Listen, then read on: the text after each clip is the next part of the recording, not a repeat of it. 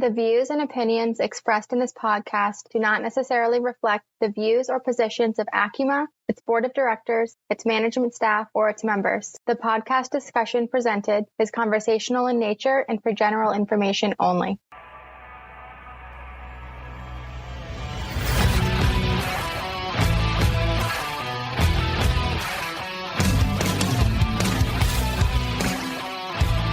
Hello and welcome to ACUMA's On Point Podcast, a series focused on sharing the stories of people who are making a positive impact in the credit union mortgage industry. I'm your host, Peter Benjamin. Today, my guest is Suha Zehl, founder and senior advisor with Z Technology Solutions. Suha, how are you doing today? Peter, I'm doing great. It's been a fabulous week. I just got back from a week in St. Croix, so I'm a little tense. Okay. But other than that, it's just been very relaxing, and I've been looking forward to this conversation with you. Fantastic. Now, Suha, you've been somewhat of a regular within ACUMA. You spoke at our annual conference. You spoke at our most recent Young Professional Network, meeting back in September. Here you are today on our podcast, on the pod. Looking forward to our conversation. And I'll expand on that in a second, why I'm looking forward to this. Because I think our conversation today goes back to the root of, or the purpose behind why we started this podcast. But before we get to that, I need to stop and pivot and bring in Cameron, because Cameron has a lot of great updates for us. I think she does. Cameron, how are you doing today? Hey, Peter, I'm doing great. Awesome. Yes, lots going on over at ACUMA. It is.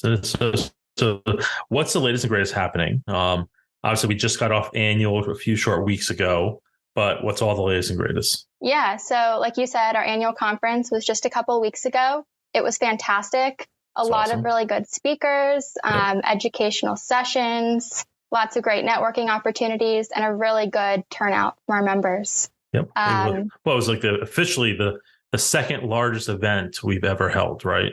Oh, yeah. Yes, which is great. And then we have a ton of virtual programming to look out for coming up in the next few months. We'll be having another YPN meeting for quarter 4 that'll be in December, but look out for information on that. And just lots of planning going on for 2024 future events. That's right.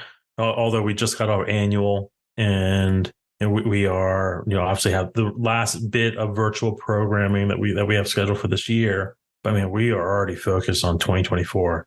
Our summits, our workshops, our annual, which are back in Vegas, which I think everyone's excited for it. I think. Yes. Everyone's really excited. Everyone's really excited.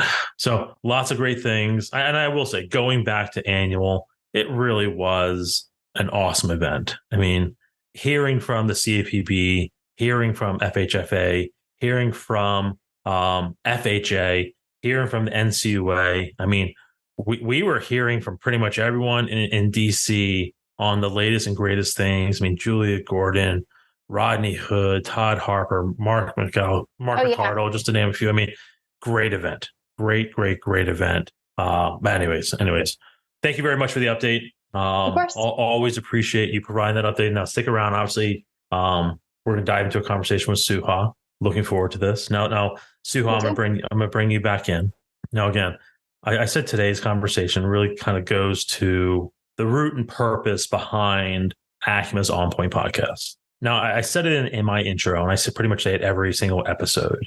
The purpose behind this podcast is pretty much to share the stories of people who make positive impact in the credit union mortgage industry. Now, obviously, you are someone who supports the credit union mortgage industry, but it's what I find is that you make positive impacts day in and day out.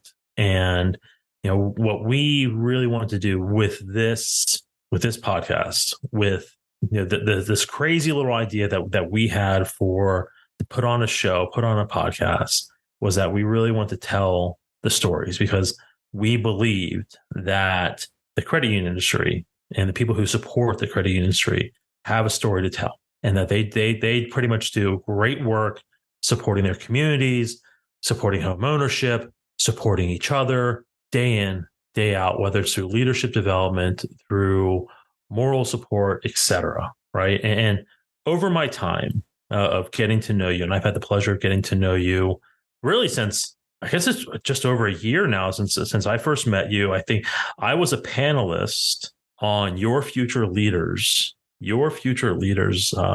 project with the MBA. And I was just blown away by you. I was blown away by your passion, everything that you said, not just about the project that you presented, but it was really your passion for home ownership, to tell your story. And as I got to meet you and learn about you, we obviously learned about your fear advantage back at the YPN network. We learned about your passion for technology. Obviously, your company is Z Technology Solutions. How we learned about that at our annual conference. But what I really want to dive into is another passion of yours, which are really understanding and really getting a hold of how to assess, or really how to really take those pivotal moments, right? How to take those pivotal moments that define us and take it and really see success out of it. That's really, I kind of want this to be more of a inspirational type episode if we can, or if you're okay with that. 100%. All right, love it. I love it. I knew you would be, by the way. I knew you would go for that. But really, how do we recognize those pivotal moments in our careers, in our lives, and really say, hey, this is my time.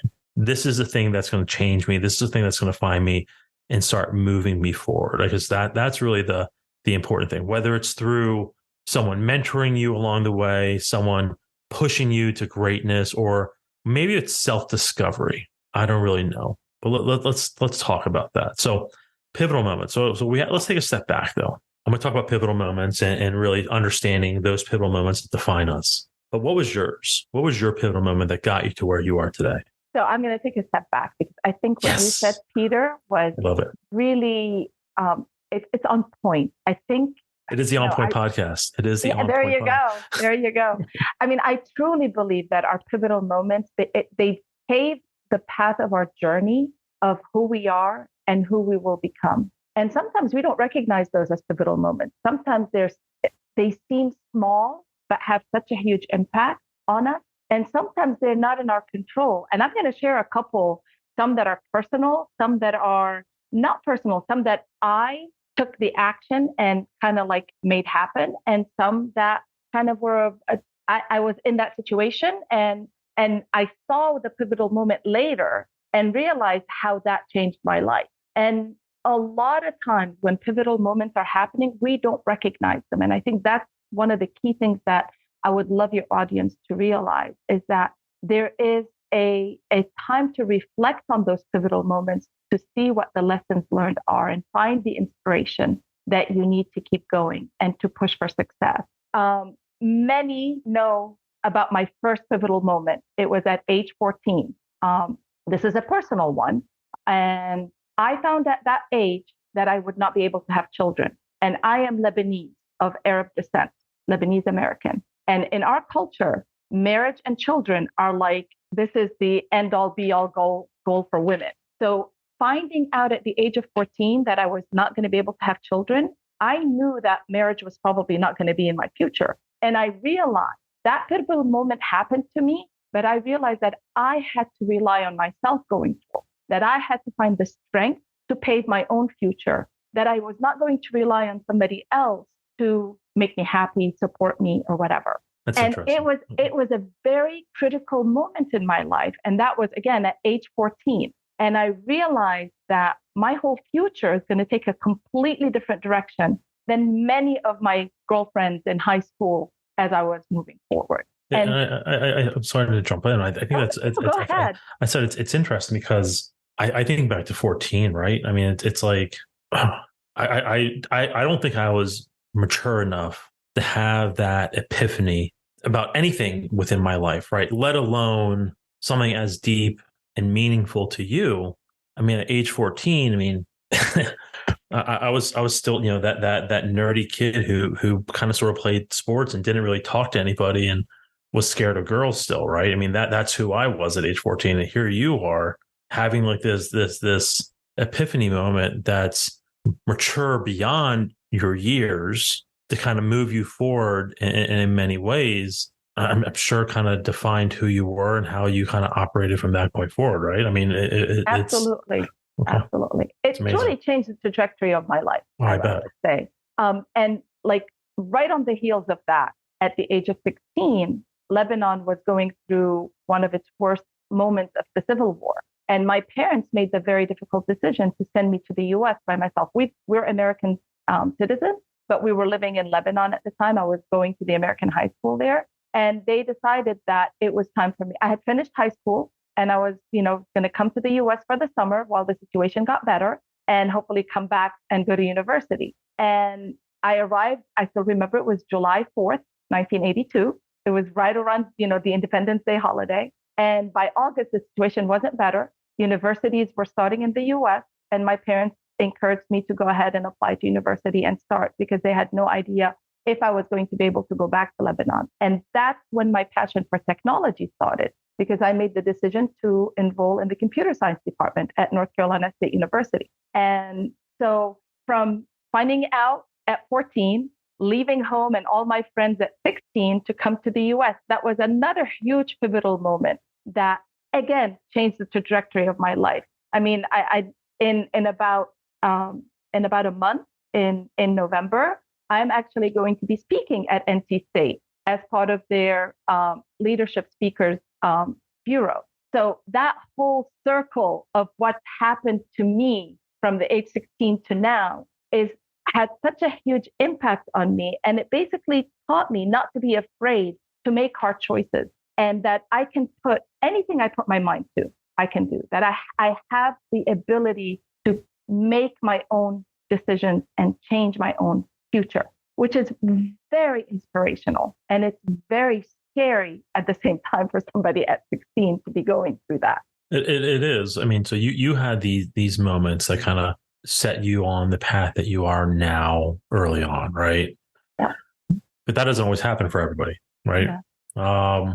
I couldn't even tell you what my pivotal moment was. I mean, I guess I thought really hard about it, sat down and really think, what was the moment that kind of changed me? Actually, I know what it was. I don't know what it was, but there's probably hundreds of people out there like me who would say, I have no idea how I got to where I was and what was that moment that kind of got me here, right? It's always one decision, right? It always boils down to like one decision.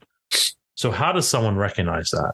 Because you start to make small incremental changes that sort of go in parallel with what happened, what took place. Again, as I said earlier on, those pivotal moments, sometimes you don't recognize them. In most cases, you won't recognize them at the time. And some of them may be small, maybe, like for me, meeting you and having you on my panel for future leaders was a pivotal moment. Because again, it introduced me to ACUMA, it introduced me to a whole other venue that I was not aware of or was not involved in. So that for me, that one moment in time also created a pivotal moment that helped me change things in my career, professionally. So how do you recognize them? It's because you see the little changes that you're making. You see the little changes in you that you're going through. You get more confident. You become more vocal. I still remember back in 2018, I was really very non-vocal. I was very under the radar. And another pivotal moment, I went to Next Mortgage event conference, and I met Molly and Jerry and Christine Beckwith.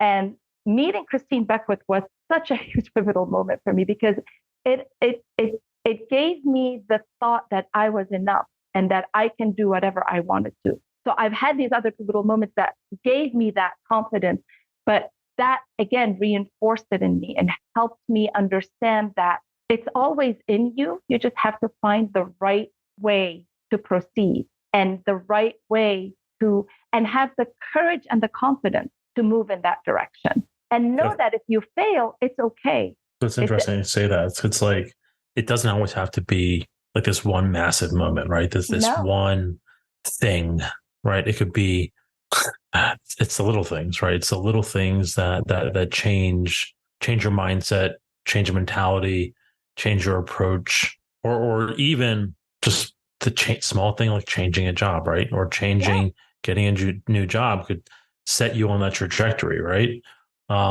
Just thinking about it, now that it kind of makes me wonder, like, based off of, what you were saying, where would I be if certain things didn't happen, right? If my best friend from second grade didn't, give me a call one day to say, hey, I know you're miserable at the law firm that you work at. Come have fun at this mortgage company that we work for. And this is like 2001, 2002, something like that. Mm-hmm. I wonder where I would be right now, right? If I didn't make that step and just say, hey, I want to have fun, right? That's pretty much all I did, was say, I want to have fun. At the same time, I wonder where I would be if I didn't move down to Dallas with Capital One back when I worked then, or if I stayed up here. And by the way, they closed my office up here 6 months after I left. And then I wonder where I'd be if I didn't leave Capital One and go over to Green Tree Mortgage, which eventually and become like the operations manager over there, which, by the way, they eventually shut down that company. And I moved back to DC. It kind of makes you wonder, like, where would I be if I didn't make all these decisions along the way to move to Dallas, to come back here? And by the way, Capital One's not doing home loans anymore. Green Tree Servicing is not around anymore.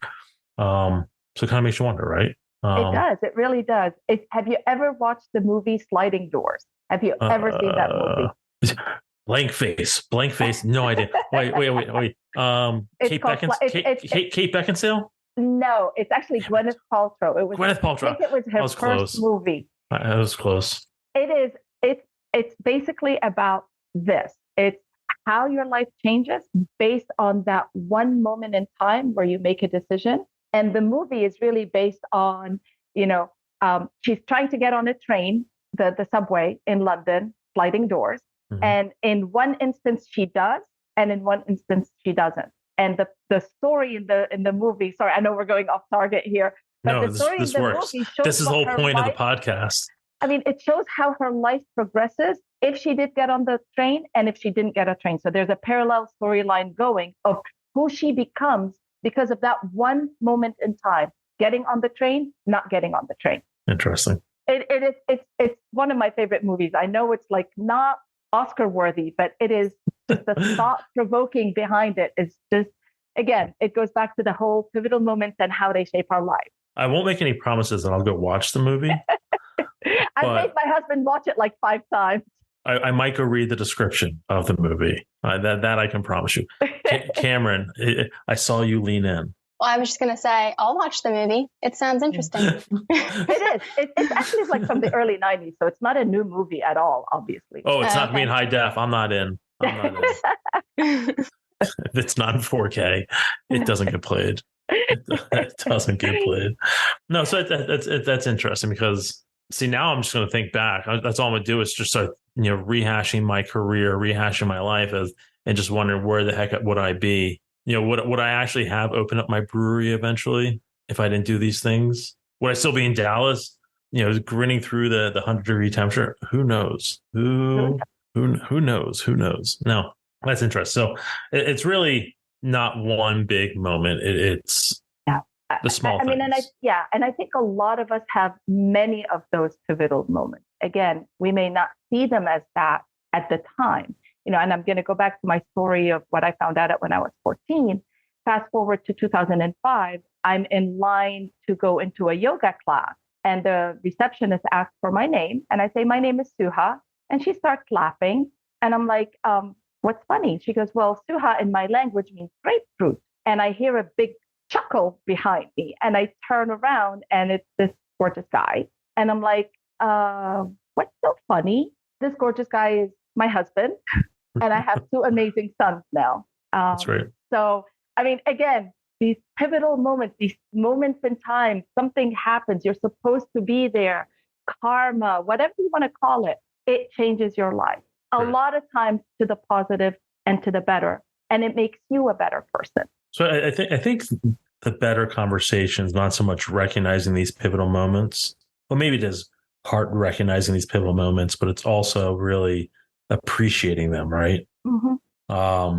And that's where you go back into the reflection. And so, what I encourage the audience is, while you may not recognize those pivotal moments at the time, make time, maybe once every couple of weeks, once a month, to sit down and just think about things that happened. And what was, they say for every action, there's a reaction.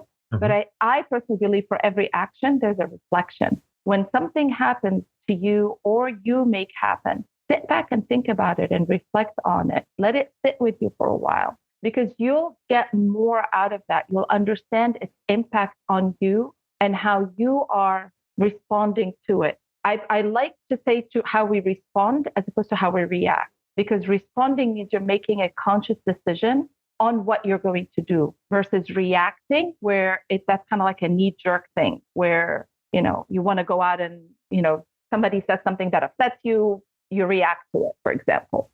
Rather than do that, step back from it, reflect on it, and then create a response to it. Right. But that's interesting because how you respond to those negative things also could be something that sets you down a certain path, right? Yep. Negative can really make or break you, right? So yep. It all ties back to the decisions we make and how we approach the things that impact us and kind of set us on our course.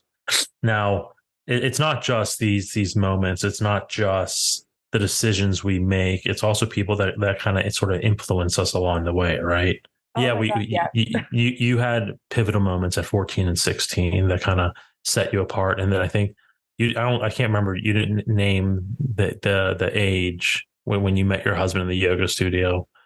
But these moments when, they change your life for the better or for worse, but it's also people that kind of influence you along the way.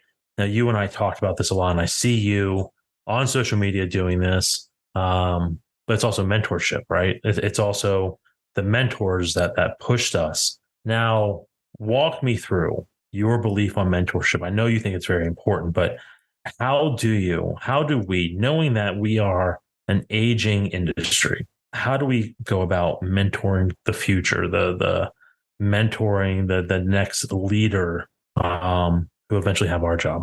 For me, it comes back, and I mean, at one point, I actually had it in my email signature, here for your success, because I really want to help people succeed. And it comes down, talking about people that influence us. I've had two outside of family, obviously. I want to turn it professional for a little bit. I had two really major people who've influenced me. One is Marsha Davies with the MBA. I had the opportunity to interview her back in 2020. She's great. And that was really where the thought, the idea of how can I help others came from. It was from that interview with her.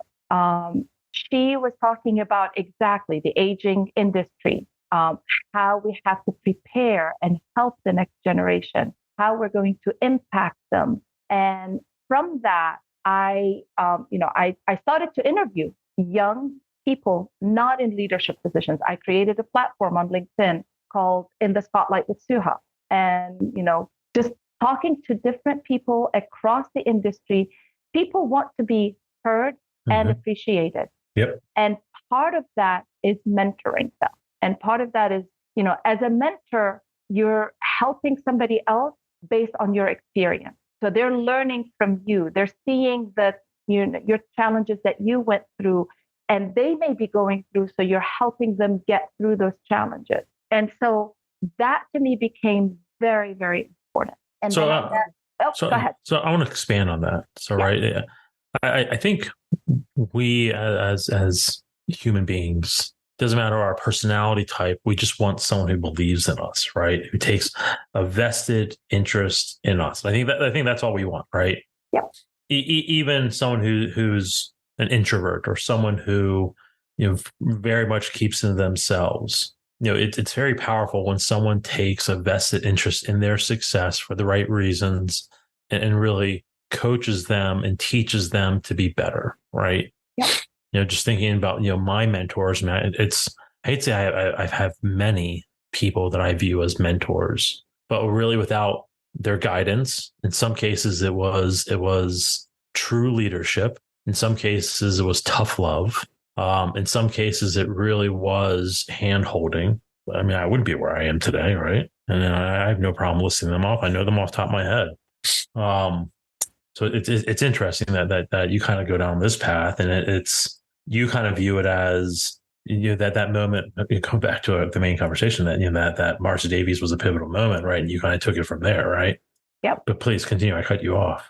Oh no, not a problem at all. And I mean, and from that, I started to develop the fear advantage. I mean, that's really where that was kind of like the brainchild of it's my responsibility to make sure that I'm preparing the next generation. Somebody showed interest and invested their time in me, and I need to do that for someone else. And that's really where I started to think, how can we help the next generation? And because a lot of times they don't know. They don't have anybody who's there to either hold their hand or to guide them or to, coach them, all of that, or mentor them. Well, it's not just that. It's also give them the opportunity to grow. Yeah. Right. To fail and to learn from those failures and be okay with it so that they can grow. Because I don't think growth comes without failure. Right.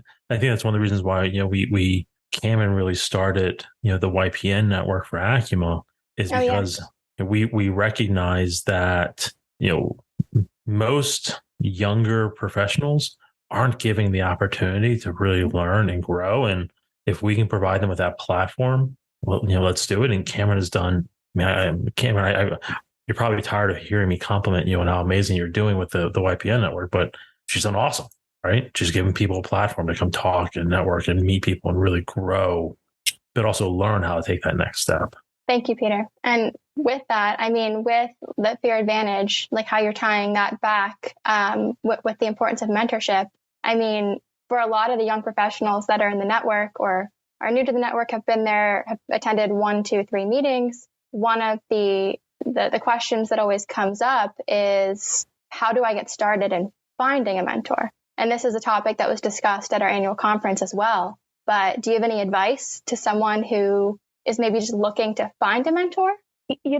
Solid question. That is a great question, and because I do get asked that quite a bit as well. Mm-hmm. So I think one of the most important things is, one, they have to be ready to be mentored.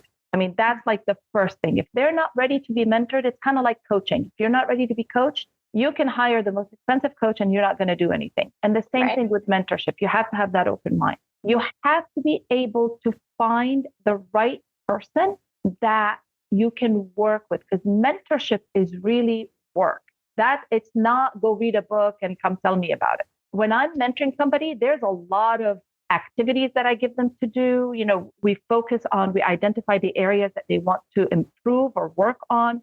And then we develop a plan, kind of like a blueprint of how are you going to go from point A to point B. So identifying your goals, making sure that you are putting in the work, and finding the right person that you can work with is very critical to the success of a mentorship relationship. And so I would say that, connect with people on LinkedIn. LinkedIn is a great platform where you can connect with different people, follow them, read what they post about. Is that something that's relevant for you? Does it resonate with you? Is their style something that you like?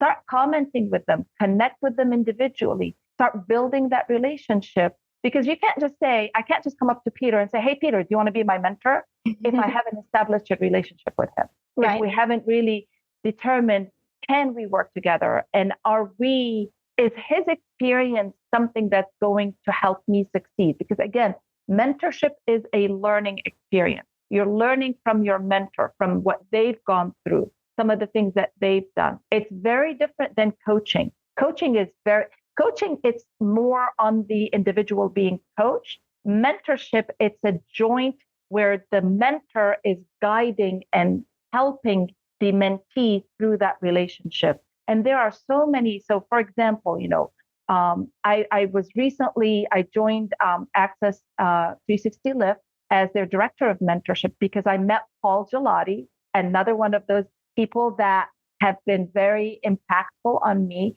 I heard his story and I was like, I want to be involved. I want to help. What can I do? And so I joined them as their director of mentorship, and we're revamping their entire mentorship program because there's a lot of things in the mentorship playbook that you have to look into. There's so many topics that you have to make sure that you're addressing with the mentor, with the mentee, to make sure that they understand. They have to understand what their strengths and weaknesses are. They have to understand their communication style, how they manage their time, what their mindset is and attitude, how they develop their soft skills, their goals, how do they deal with imposter syndrome? We all have that at one point or another. I still have that. I still like, why do they want to talk to me? Oh, that's a different conversation right here, but that's like an everyday thing over here. Yeah, I mean, so how you handle all of these conflict management, these are all different professional and personal situations that a mentee needs to be able to learn how to navigate through. And so developing that relationship with someone, you want to make sure that you can work with them. I think I went around a long way to answer your question there, Cameron. Sorry about that. No, that's all right. That was great. And that sounds like a lot of it ties back what you were saying before is you have to reflect, to learn your style, to learn what you need to improve on or your strengths and weaknesses, all of that. So thank you. Oh, absolutely. Absolutely. So I kind of take mentorship. I agree with everything you said, but I think there's one thing that you're leaving out when it comes to mentorship. I think sometimes the mentorship can just come naturally through a shared experience, whether it's something positive or something negative. It really can, right? Mm-hmm. Just thinking through some of mine. One of the ones I just talked to her last week. It was strictly based on the fact that I had just moved to Texas. And I had nothing else to do except work, right? And all I was doing was working, and not in a good way, very unhealthy way. And this was someone who recognized it, saw that I needed help, saw that I needed guidance, and took me under her wing at a moment that I had that need, and really helped me be a better leader. Helped me understand, the what's that frame? Emotional intelligence. I don't always have emotional intelligence. Still kind of very much dumb to that, but help me understand what it meant to have a positive impact on people's lives, right? And it wasn't always about working and doing the job. And so I think in many ways, mentorship, being a mentor or the need to have a mentor can pop up out of a situation. It does. So there's two sides, and I agree with what you're saying, because mentorship can be natural. And in that kind of instance, it does happen naturally. And that's when someone is inclined to be a mentor, when somebody has that emotional intelligence to recognize, hey, Peter is struggling. Let me have a word with him. Let me help him out. That's coming intrinsically from the mentor. What I was answering Cameron's question, that it was more of, I'm a mentee. How can I find a mentor? Right. And that's a very different path to take. Obviously, as a leader, when I see someone struggling on my team or outside my team, I'm always like, you notice these things and you extend that helping hand. And it may be, a lot of times mentorship can be short-term, and there are long-term mentorship relationships, just like you're talking about with the person that was helping you in Texas. I've got a mentor from 1994 that I'm still in touch with today. That's like 30 years ago. And I'm still in touch with her. She's become a friend and a mentor. So there are different types of mentorship relationships, I think. And depending on the situation and what you're trying to achieve, it could take different phases, if you will. Right. Interesting. So looking at time, I lost track of time, which I often do in this podcast. We need to pivot. To the second half, or not so much the second half. That would imply that we're going to go for another 40 minutes or so, but the second segment of our podcast. But before we do, any final thoughts? I would just say reflection is your friend.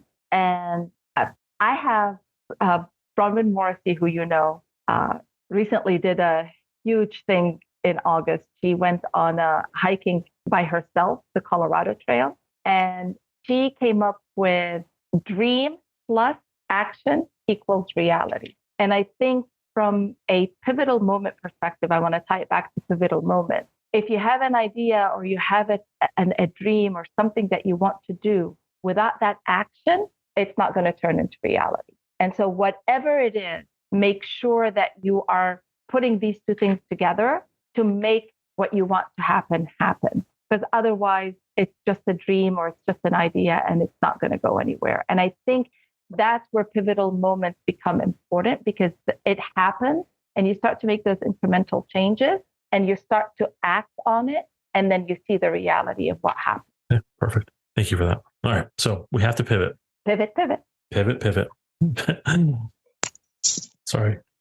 Pivotal moments, pivot. Lots of pivots. So we're pivoting.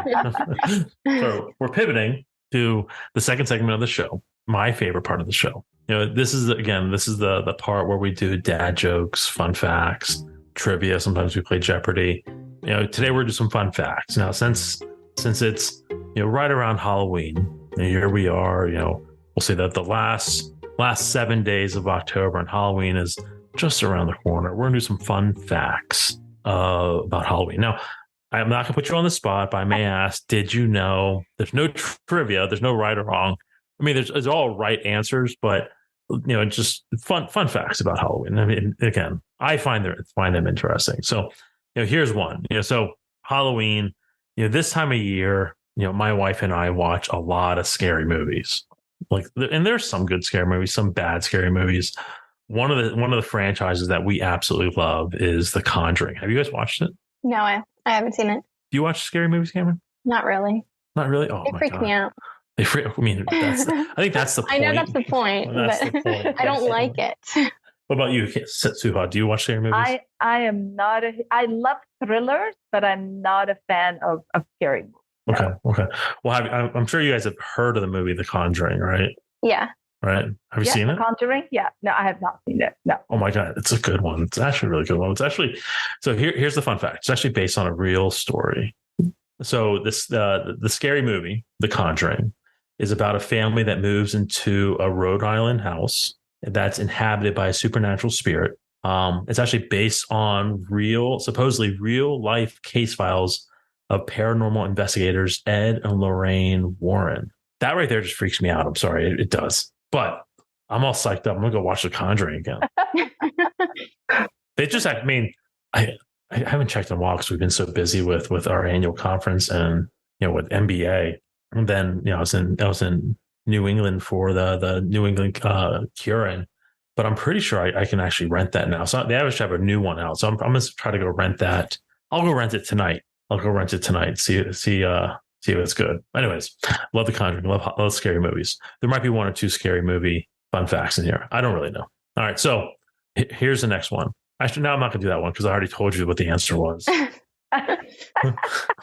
It was so for those that don't know, I tend to give an example of one of the fun facts. That way, Suha wasn't feeling nervous about me quizzing her on what something was. And the fun fact I gave was pretty much a pumpkin is a fruit, which it is a fruit. It starts as a flower.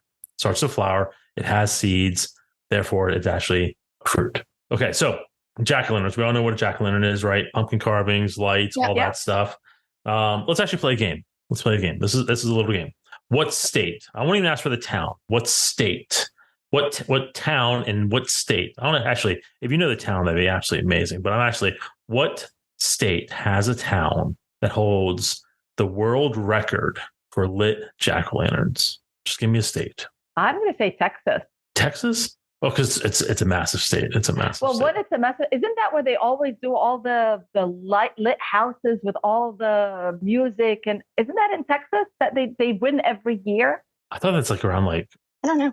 Isn't that, I don't know if is that Halloween? Yeah, when they do all the Halloween music, they do it at Christmas and Halloween, but Halloween is first. I'm not aware of that one. Yeah, I lived in Texas for 5-6 years. All right, so it's not Texas. Cameron, give me a guess. Massachusetts. Massachusetts, not that So Massachusetts is a good guess because of Salem. Yeah, that is a solid guess, but it's not Massachusetts. It is New Hampshire. So close. You're close. Pretty close. Keene, New Hampshire holds the world record for the most lit jack-o'-lanterns on display. Apparently, they have an annual pumpkin festival, and back in 2013, they had 30,581 jack-o'-lanterns lit, which actually broke the world record by one. Wow. That's a lot. Yep. Interesting. Fun fact. That's a fun fact that you'll never use ever again, but you're welcome for that.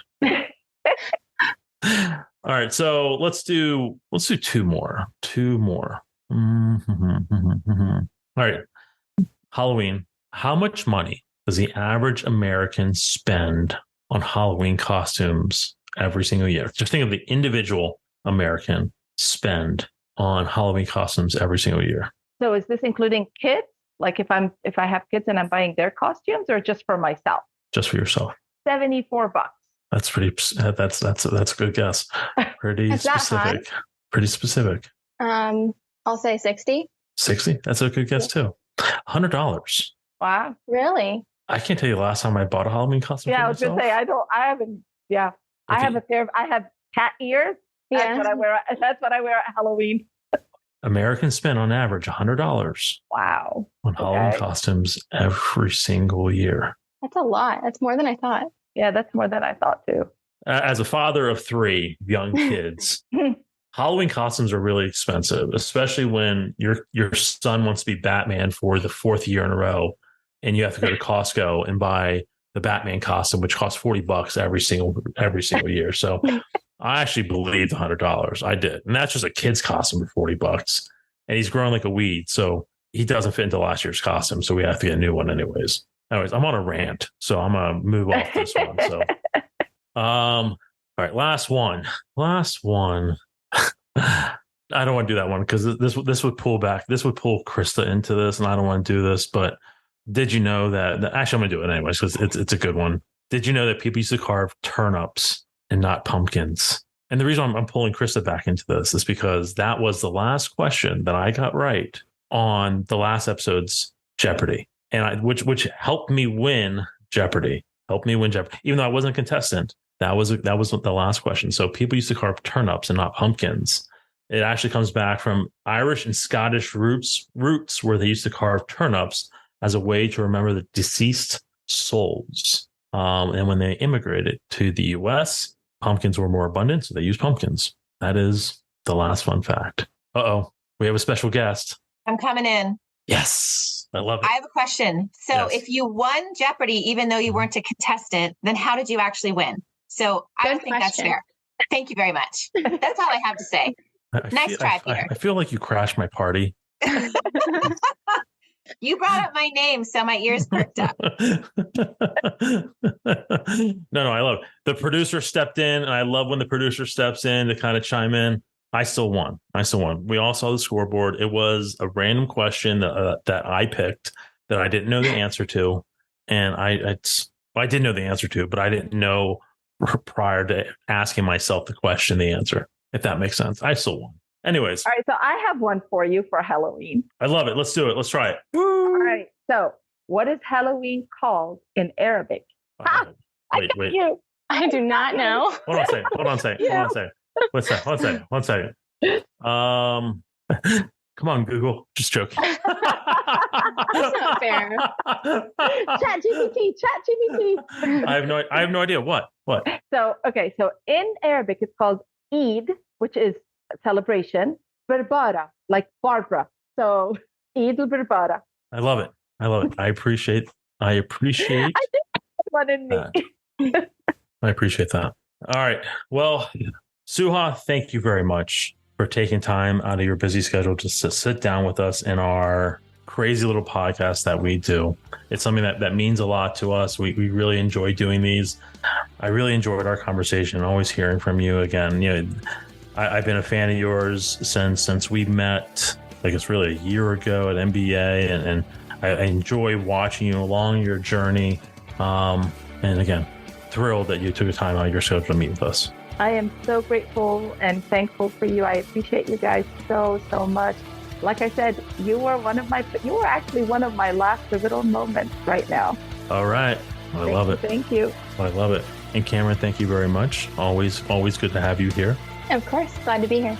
And to everyone else, thank you very much for taking time out of your schedules to sit and listen to our podcast. We know your time is valuable, and we appreciate you. and be on the lookout for future ACUMA events and podcast recordings. Other than that, everyone, take care. We'll see you next time. Thanks for listening. We'll see you next time at the ACUMA On Point podcast. If not already, be sure to subscribe and give us a 5-star rating. For more great episodes and information, be sure to visit us online at acuma.org. And to get the latest updates, head over to our LinkedIn page.